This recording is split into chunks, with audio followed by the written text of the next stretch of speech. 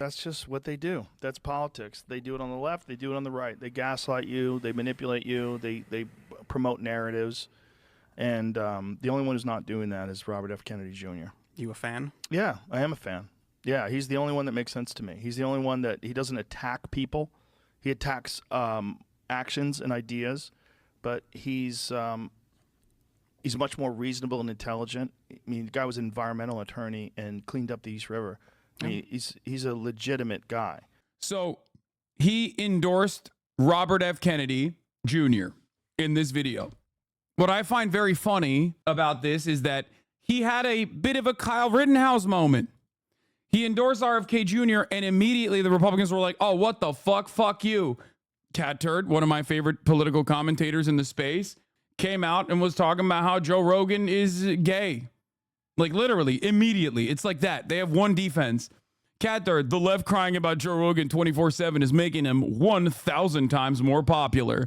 Dear leftist, ... Joe Rogan can say anything he wants on his podcast, and there's absolutely nothing you can do about it but cry. Joe Rogan endorses RFK Jr. So I've never been a Joe Rogan fan. Can't stand him. Yes, he has a popular podcast, but I've always thought he was absolutely politically dumb. He's great at figuring things out 2 years after we do. What a legend. So did it surprise me when he endorsed idiot RFK Jr. today? LOL. No. We are talking about the same fucking idiot who endorsed Bernie Sanders, right?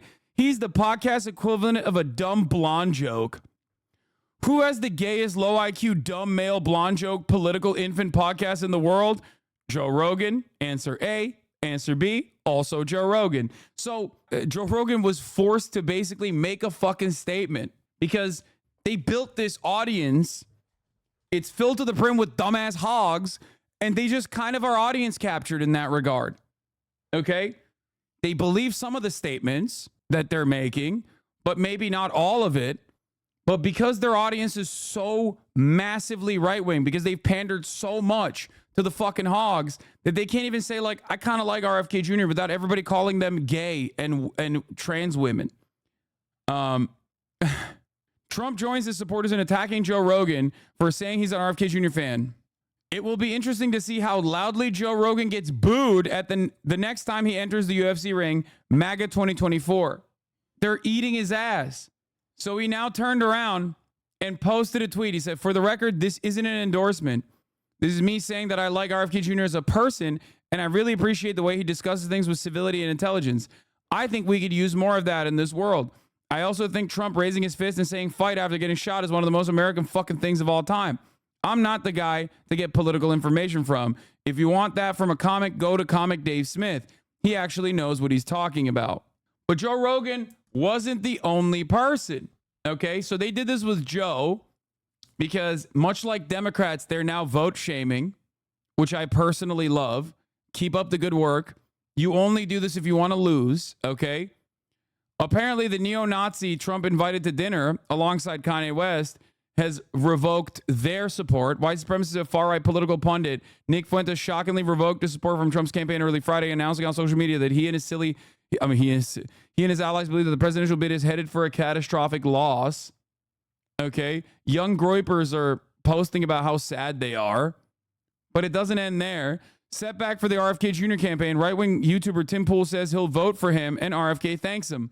But now Pool, after facing criticism for Cat Dirt and other prominent MAGA figures for abandoning Trump, says he was just kidding and won't be voting for RFK after all. RFK Jr. says, I'm so grateful to you, Tim, for your confidence in me, but most of all, for your steadfast defense of the Constitution and relentless love for our country. Oof, I really stepped in it this time. Ha ha ha, holy crap, I'm voting for Trump. What the fuck? Yes, I am trolling in response to people attacking Joe Rogan and Kyle Rittenhouse. There's no real argument against voting Trump, but fuck me, some of these diehard MAGAs are destructive as the left is. So that's the beauty of it all. And they did this to Kyle Rittenhouse the other day as well. Kyle Rittenhouse said he wasn't going to vote for Trump due to him being bad on the Second Amendment. The MAGA circus went immediately ballistic, called him a traitor, and created a conspiracy that he's actually a trans woman and a part of the globalist Illuminati. Here's the video. Hi, I'm Kyle Rittenhouse, Outreach Director for Texas Gun Rights. A lot of people are upset that I said I'm going to be writing in Ron Paul for President of the United States. And that is true. I will be writing in Ron Paul. Unfortunately, Donald Trump had bad advisors making him bad on the Second Amendment, and that is my issue.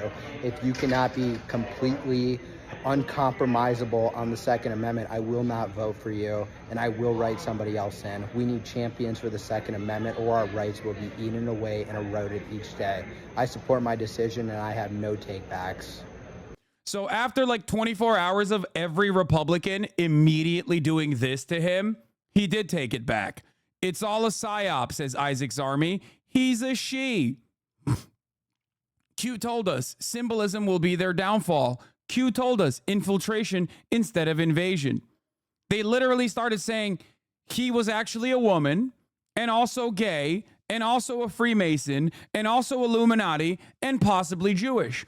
So then he turned around and said, over the past 12 hours, I've had a series of productive conversations with members of the Trump's team, and I'm confident he will be the strong ally gun owners need to defend our Second Amendment rights. My comments made last night were ill-informed and unproductive. I'm 100% behind Donald Trump and encourage every gun owner to join me in helping send him back to the White House. The Republicans are so insane at this point that they immediately go, oh, you don't want Trump? You must be a gay trans person, a gay trans woman who is actually secretly a woman. Here's another version of events as well. Biological female. This is a female. Female shoulder to hip ratio. Female Q angle. No space. Kyle Rittenhouse. Female skeletal markers. Oval female skull. Small ear. Slopping jaw. Like back in the day, there only used to be people like this who would be screaming at you on top of a fucking soapbox outside of a subway station. Now those guys are on Twitter. And others like them are also on Twitter going, wait a minute, this guy's right. We are slowly growing the number of people who are giving themselves schizophrenia. Okay? They did this to Andrew Tate as well. Yeah, they're now investigating Andrew Tate. I guess she forgot to wear her fake penis. I told everyone about this a while back. It's all of them. If they are on stage, they are a part of the inverter show. He/she blocked me for calling him/her a transformer. Those sloping shoulders, and her sister is even worse with those huge hips. It's so obvious. Bro, I'm telling you, we went from pocket watching to cock watch. Oh, it's so good.